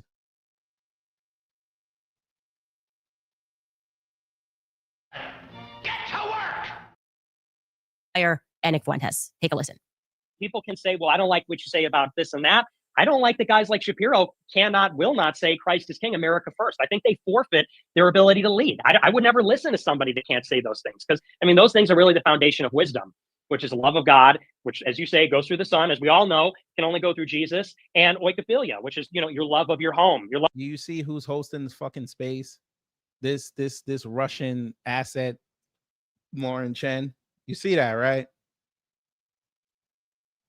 So sad. So sad. Of your homeland that you reside in, not some other homeland. So I just want to get that across to you. It's kind of a strange circumstance that we're talking, but that's how I feel about it. And I'll say this, Nick, that I listen to your show quite often. I think you're one of the most talented people out there, and I'm very concerned about some of the things that you're saying. I wish, I think that you're a very gifted communicator, and so it's hard for me to imagine that you consistently miscommunicate. Bullshit. Some of these things. I'll hope that I'm wrong and yield the floor back to all the people who actually came on here to talk to each other. Anybody want to help me out why it's now different? What could be different now that it was okay when the Daily Wire was open to doing it and then Tucker did it and now it's suddenly not okay and it's the worst sin that could ever happen to speak to Nick Fuentes? Point number 2 I'm going to make here is the stunning hypocrisy again, okay, of him picking the topic of Charlie Kirk to pretend that he's noble, to pretend like he has to say something, even though he's lying, in defense of what's happening to Charlie Kirk's widow, when it is just a fact that Ben Shapiro did a lot of things behind the scenes to stop the rise of Charlie Kirk. It's a fact, okay? Here's another text message. I have literal hundreds of them pertaining to Ben, sending his YAF boys, the YAF boys, National Review peeps that were coming after us, writing articles, the one that I showed in this little, our thumbnail here. We can show this conversation. yeah, it was a headline. Ben Shapiro's YAF launches smear campaign against Charlie Kirk and Candace Owens.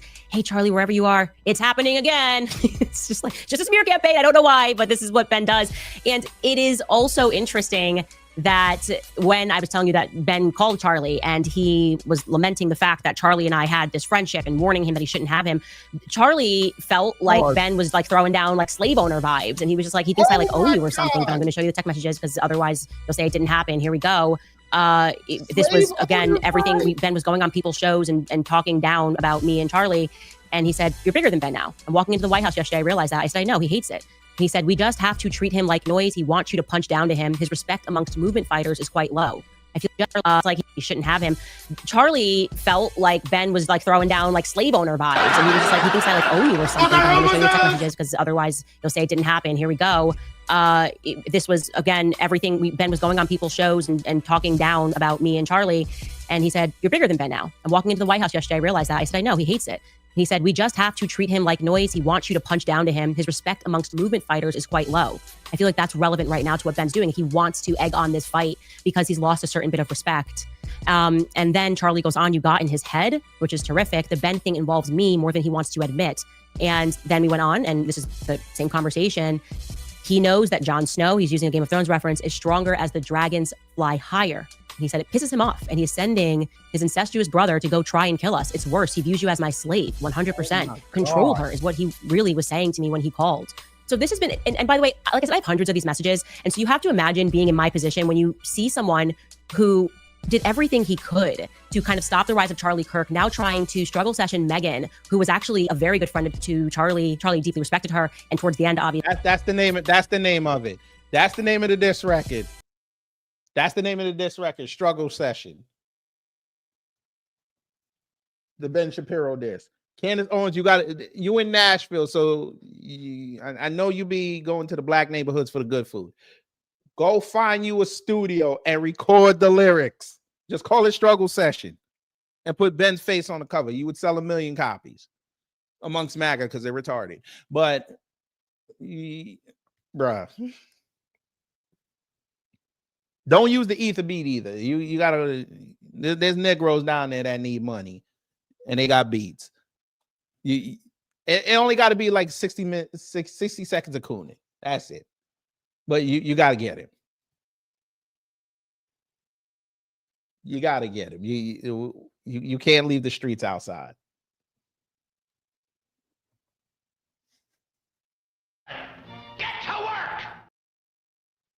Obviously, she took a very principled position on telling the truth about what he was going through.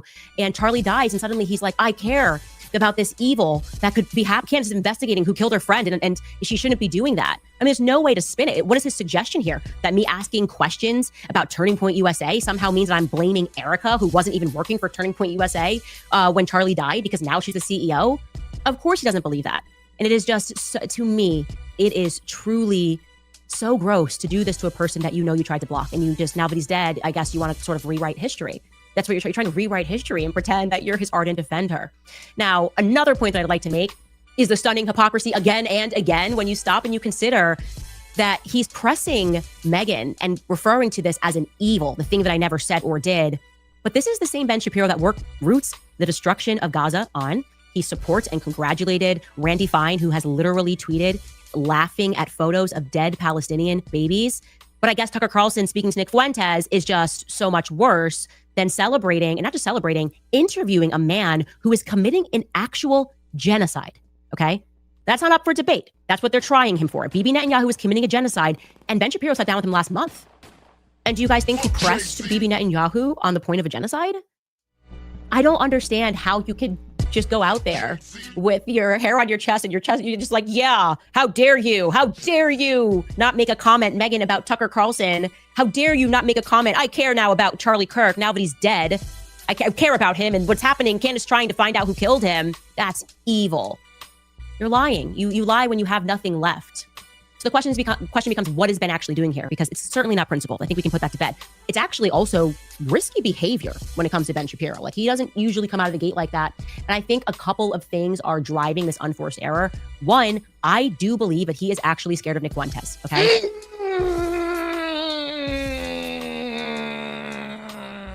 I told you, punk ass niggas to get off the motherfucking timeline and rap. That's the problem. You niggas be crying. You niggas be bitching. You niggas need to fucking rap. When you could, can't nobody else come up here if they not rapping like that. Stay your punk ass at home.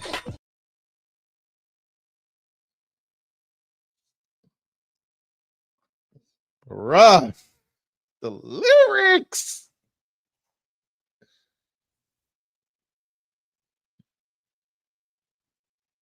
I think that fear comes from guilt. Nick's backstory, don't care what you think about him. You already know I don't like Nick Fuentes because of how he treated me. But the backstory is compelling.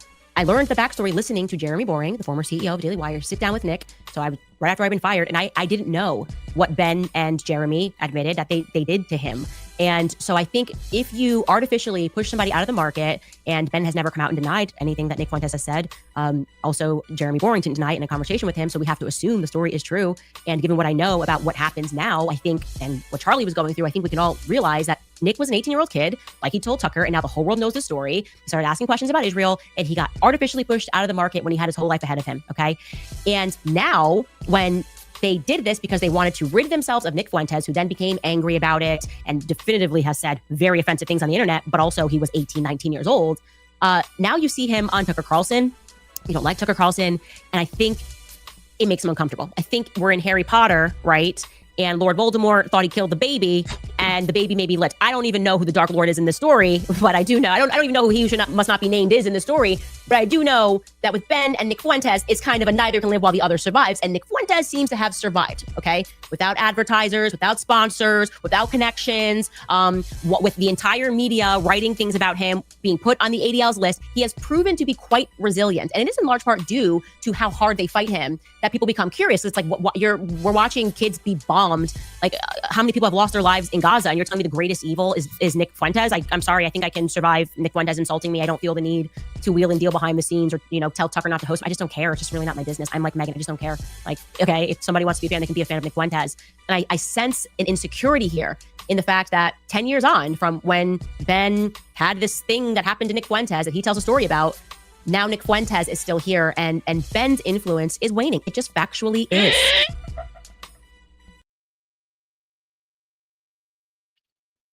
Sharp like a razor to blood clot.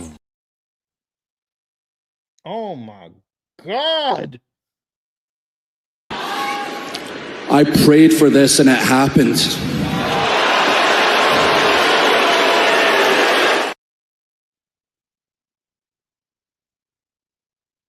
This is how you rap.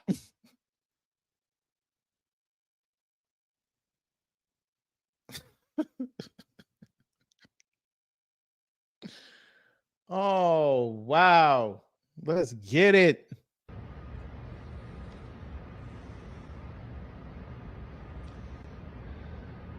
This is how real it is to The Rock.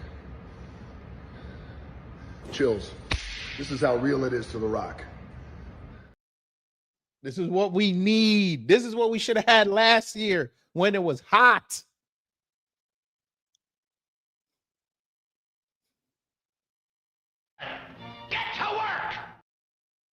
Okay. Another thing that's happening here, and this is on the point of Megyn Kelly and going back to the woo, making it sound like Ben's got a popular position about me. I sense that the pro-Israel lobby is on the brink of collapse. They are desperate for allies, right? And they're so desperate for allies that they're forcing them away. That's what they're doing to Megyn Kelly, right? They're showing the world right now they are willing to lie to get what they want. Ben is lying right now to get what he wants. And for whatever reason, the pro-Israel lobby believes that this repeat failed strategy of lying and threatening people is going to work. Now, you might be asking, well, how is Megyn Kelly being threatened here? This is exactly what Ben just did on stage. That is exactly the moral blackmail that Charlie was speaking about in the last days of his life, okay? Ben is morally blackmailing Megyn, right? He's sitting across from her. The threat is her reputation. He's standing there and he's saying, Candace is attacking a grieving widow and accusing her of murdering Charlie Kirk. Will you disavow this evil on the spot? And he's got these fake people going, woo, yeah. And you can see Megyn's uncomfortable because she's like, well, did she say that, man? Like, maybe that is evil. Like, does that happen? And doubles down. He's like, yes. She said, Seth Dillon murdered Charlie Kirk. Will you disavow this evil on the spot? That is moral blackmail. Are you a better person than to accept Candace Owens, who has attacked a grieving widow and is saying to that grieving widow that you murdered your own husband? That is moral blackmail. Now, speaking of on the spot, Everything that you just saw happen here, and Megyn Kelly, I hope you see this. Truly, you guys send this clip to her. This is really important. It is pre-planned. It is not organic. The supporters are not organic. The questions are not organic. We can pull back another layer of this onion so you can understand how vicious politics is, because it is vicious. You might remember, maybe you forgot, but I spoke at YWLS in 2024, right after I was fired from the Daily Wire. And a big thing happened, and we should never forget it, okay? While I was heading to speak at this event, we learned, because there was an intern at the Daily Wire who had a conscience, and she felt very uncomfortable with the secret mission that she was put on. We learned that a covert mission was happening where they were sending an intern to ask me a question, okay, to get my answer on the question. And then what was going to happen next is they were going to pass around a clip. They were going to make it look like she was just a random student. Let me show you a clip, because we found this out. I called it out on stage. Charlie intercepted. We found what her name was, and I called this girl out on stage. Take a listen. You guys, the last thing that I am going to say, strangely, this is such a crazy story, but as I was headed in here, I got a frantic call from somebody. They called me and they said, Candace, something very weird is happening. The Daily Wire has sent somebody secretly to record you, an intern, a PR intern, to secretly record you, to catch you in a bad moment, in a bad light. And I think that intern's name, no, to be fair, it is never the fault of a person when their employer is sending them to do something that isn't good, but I would really love it if Ariana stood up. Hold up.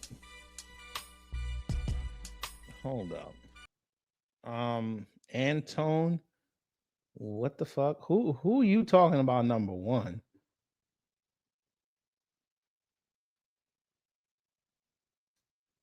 Okay, this is what we're gonna do. Since after we finish this video, because I'm gonna play like maybe 2 more minutes, because she been torching this motherfucker.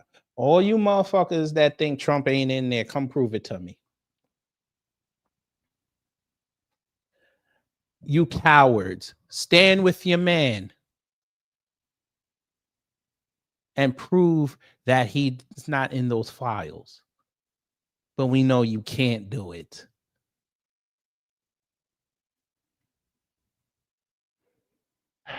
Get to work! Yeah. Okay, maybe that's a little too intimidating for you too, but apparently she got an email at 10 p.m., hopped on a plane, is pretending to be a student. And so I do just want to say to Ben Shapiro, enough. Come out into the light. Really, come on. Let's do this debate. Stop sending interns to do your dirty work.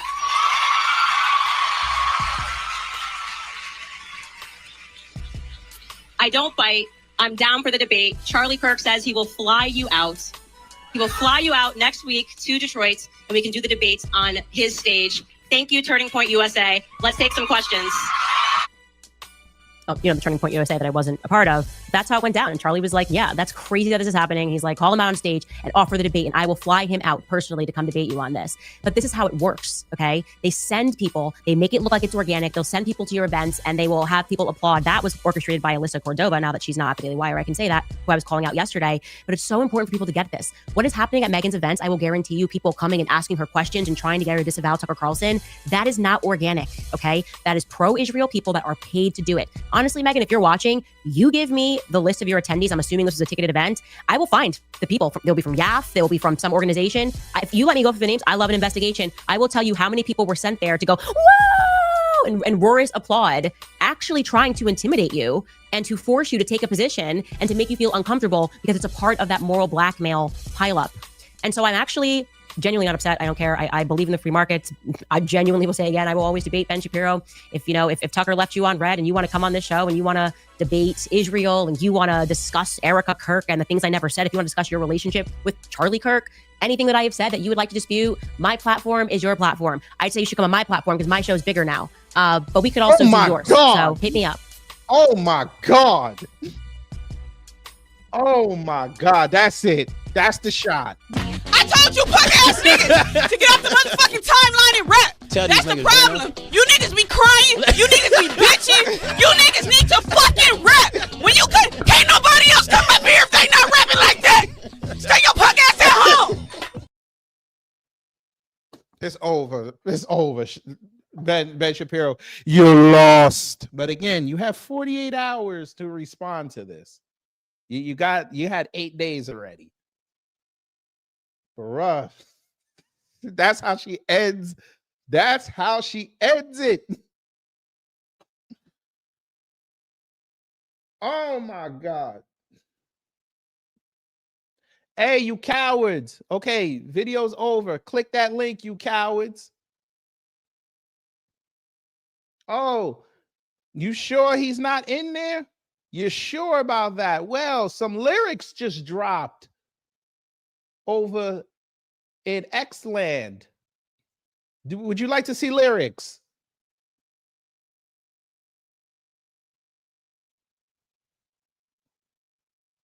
You know, let me go here. There's a growing concern. I need y'all to explain this. Huh? Go ahead and tell me that's AI. Go ahead. Go ahead. Pause.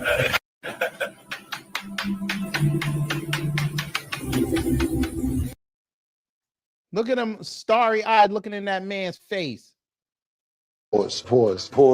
He paused. I said pause, nigga. Mind you, LeBron is spending $2.5 million on his body. Pause. I would give it to Barkley. Pause. That's crazy. Yeah, that is crazy, but I'll let you go. Pause. Go ahead. It's a luxury to have a big man. Pause. They gave him the soft one. The hard one. Pause. Pause, nigga.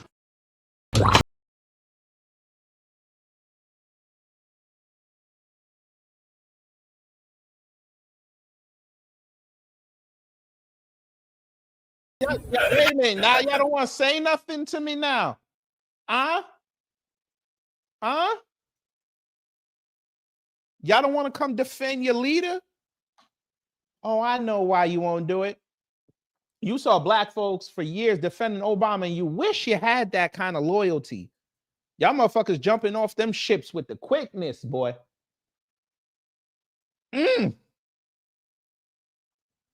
The MAGA Nina, the MAGA Pinta, and the MAGA Santa Maria. That crew, man, they'll get to their destination faster, boy. The way y'all hopping off. The fuck? But I knew it. You pussies love to talk about, oh, you're hating on Trump. Motherfucker, he the one saying the dumb shit online. It ain't me. Maybe you should tell your man, stop talking so much. But we know you won't do that. Because you guys are cowards. You hear me? Cowards.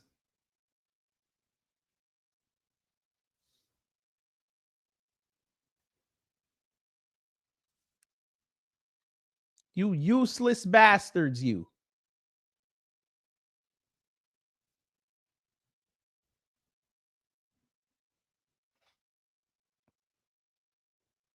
Still sitting back there not saying a word. We know this. The Chinese know that we know. But we make believe that we don't know, and the Chinese make believe that they believe that we don't know, but know that we know. Everybody knows. Gonna come in here, write 5 messages, and then leave. Coward. Just like Trump. If Trump got a problem, I need him to put Marjorie Taylor Greene in the room, sit from each other, and rap some lyrics. I need that. Show me something. He from New York. Marjorie Taylor Greene from Georgia. So she know what the rap sound in Atlanta was. Trump from New York. He been around them rappers. They should rap. But nah. Y'all don't want to hear none of that.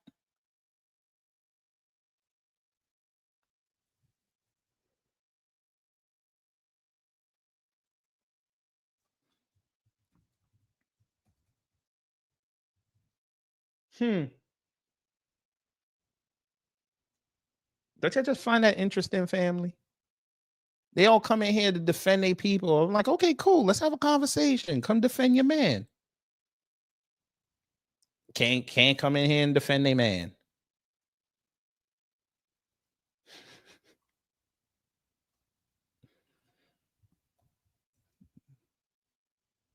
But anyway, anybody could click that link. Let me know how you sound about these allegations.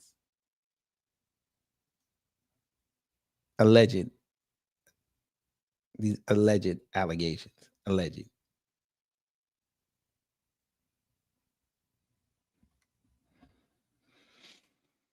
But anyway, we'll put it in there again. And y'all can either say something or I get ready for work. It's up to y'all. But yeah, that again, this is all alleged. This is all alleged. He said, what's there to defend? Are you serious? Yes, they want to defend. They say that he threw him out because he stole employees. Okay, that's wonderful. Show me something.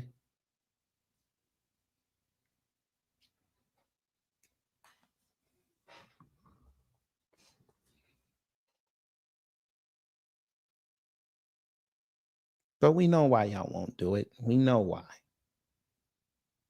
Because you'd have to come up here and explain to me, to my face, why you would defend what any of them adults did. But yeah, that's again, they're going to tell me this is AI.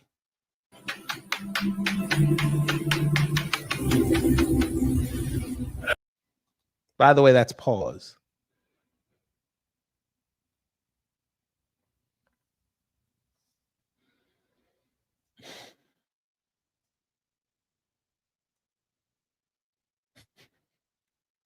That brings new meaning to grabbing them by the joke's on you. Maybe that's what he really meant.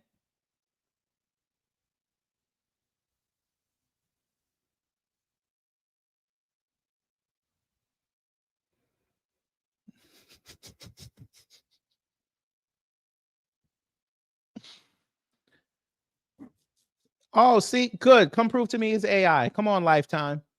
Come prove to me it's AI.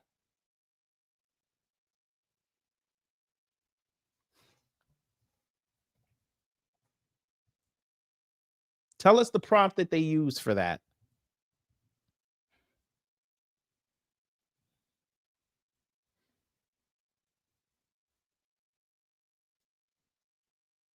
Yeah, sure. Sure. You're right. It's AI. Yeah. You want to tell us more? I just want to know. You want to tell us more? I'm just saying. I'm just saying. This is on Fox News from 2 years ago. Yeah. Yeah. This is AI, right? Yeah. All right. Come on, Lifetime. Tell me. Oh, okay. Go ahead. At Amazon, Go ahead. skills training and By the apprenticeships way, can move hourly employees into higher I paying don't roles. give a shit. Like Fox robot. News. This is on Fox News. This was 2 years ago. Oh, I thought it was AI. Why is his hand all the way down there? Explain that to me.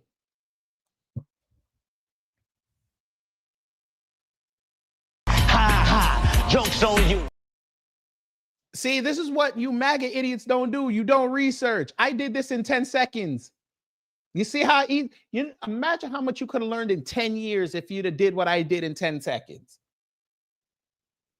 Why is his hand down there?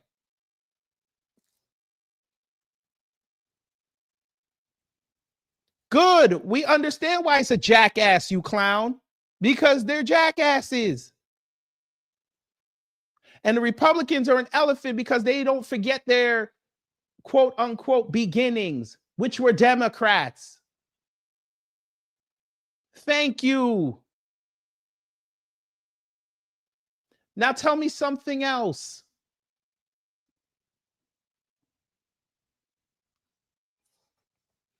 Explain this to me. Lifetime. Time's up.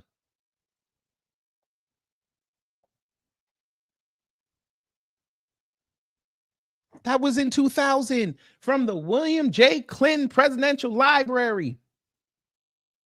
So this is in there.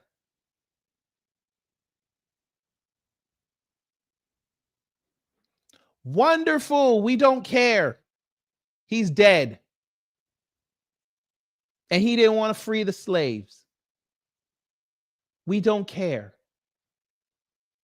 Somebody shot his top hat off with him in it. Who cares?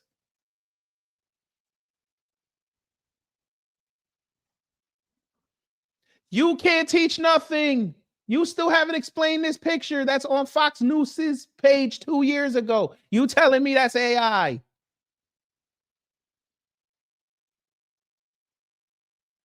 Why is his head near his crotch? Explain that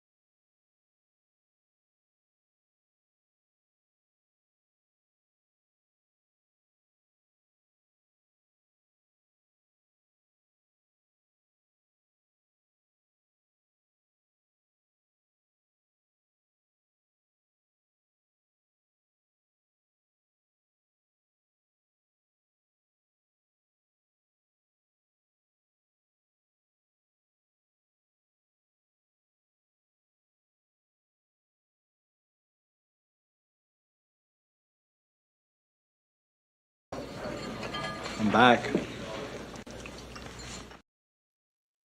I don't know what the hell just happened. I ain't even gonna hold you. My internet just stopped working. I don't know. That's crazy. That's insane. Well, since the NSA spiked me, I'm gonna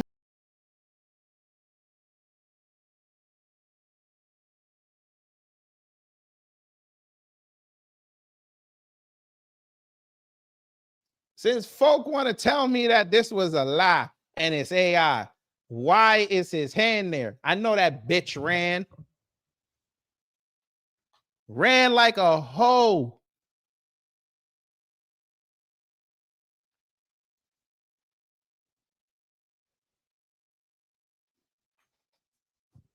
What's wrong? I'm just saying. You still haven't explained to us why his hand was there. I need to know. Tell us. Because I'm from New York, so I knew that background in the video. I knew exactly where that's from. That's from the US Open because I've been in one of those boxes. I know your poor ass has never been there. So you don't know. That's why, for those who thought I was lying, look what I put in the search box. Clinton, Trump, US Open. Yeah. Interesting. And again, this was Fox News that put this out there. They put that in their article. I didn't make it up. Huh. But we know, like a bitch, you ran because you couldn't answer that. See, when confronted with tough questions, they can't answer that.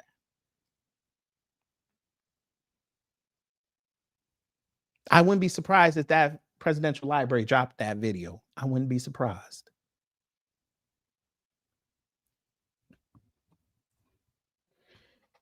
Hillary knows.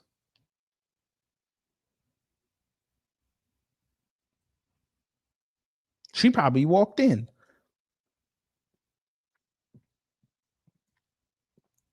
But again, there you go. Oh, he's in there. Oh, 2016. They have the same goddamn picture. Oh, we made it up though, right? Why is his hand all the way down there? Huh.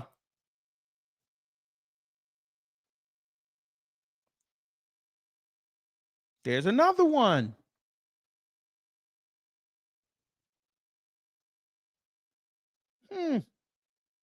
Now, again, this is all allegedly, but I find it funny.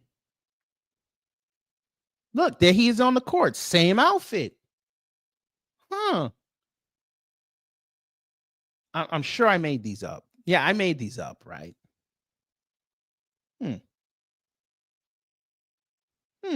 More.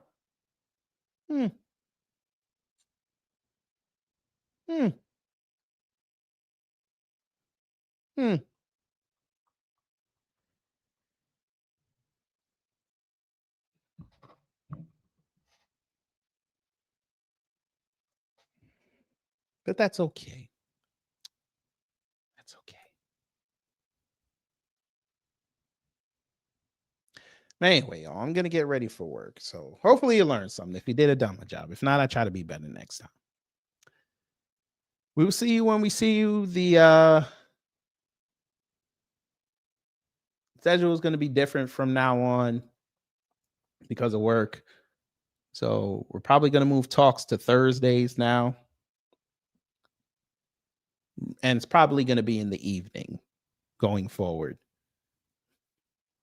So we're probably going to be doing it around 6 o'clock on Thursdays. That may be the new sweet spot. We'll test it out this week. If you like it, we'll go forward. If not, we'll think of another time slot.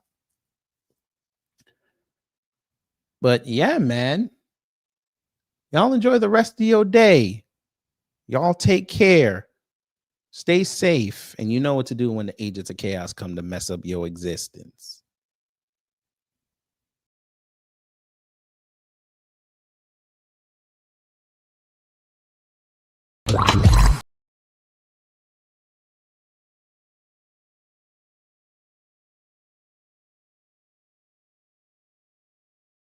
It goes. Time's up. Get your ass up. We gotta get out of here now. But did we have a good time here? Hello? Gotta get your groove on.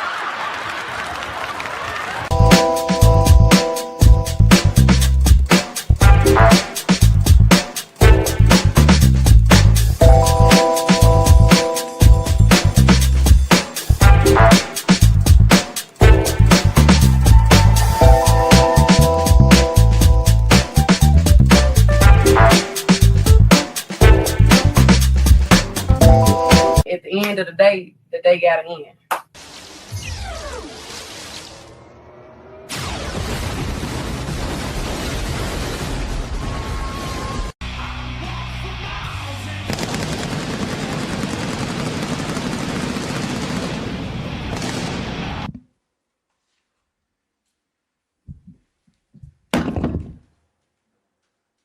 That's it.